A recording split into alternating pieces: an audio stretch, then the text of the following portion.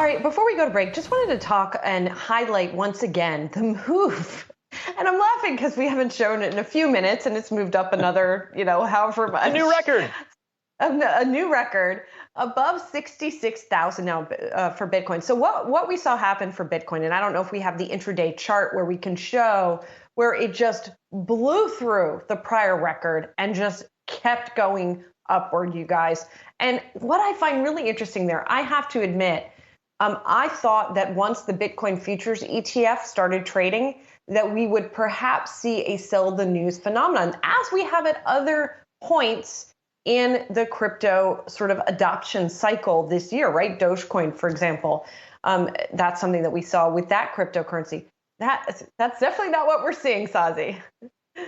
No, and I'll never forget where I was when Bitcoin hit a new all-time high. I was sitting here with Julie Hyman and Brian Chung. I mean, this is a very life-changing development here. And now you really have to think, we just talked to Fidelity's key crypto guy last week calling for Bitcoin over 100,000 by 2023. I mean, why not Bitcoin 100,000 before year end? I mean, there's so much enthusiasm, so much cash floating into this particular new ETF. You might have some more on the way like it. And it's hard to, at least today, make that bear case for it.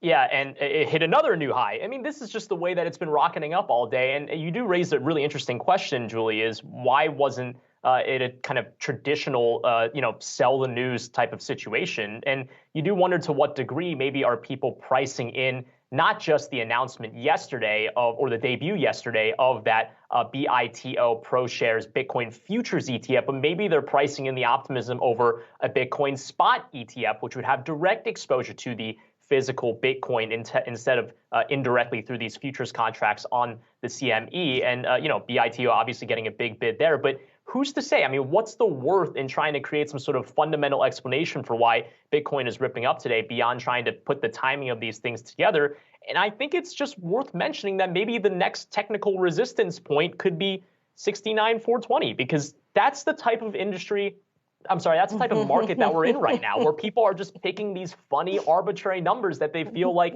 should be where these asset values are going. I mean, 69,420 could be the next stop here, and maybe that's what it rips up to. I don't know. Why? What is it? What is it about 69,420? I don't get it, Brian. I don't know. I don't know. I'll have to ask my sources. What's also interesting here is I was seeing some chatter today that the new ETF was not necessarily being bought by retail. It was being bought by institutional buyers, but it's still something that would get retail attention. So following that successful debut, do you get people calling their brokers and saying, okay, fine, now that was it. Now I want in. I'm not sure if that would be enough for this kind of upsurge, and to your point, Brian Chung, like, why do we ever know why this is happening? I don't know. Julie, Saz, I don't know. Julie, you're a fundamental guy, Saz. I don't know. I went to bed last night reading, I think it was a story in the Wall Street Journal about how they interviewed someone who pulled money out of his retirement account to get involved with this new Bitcoin exchange traded fund. It's happening. You could feel I think the broader retail participation out there, and I wouldn't be surprised to see more stories like that from the Journal in the weeks and days to come.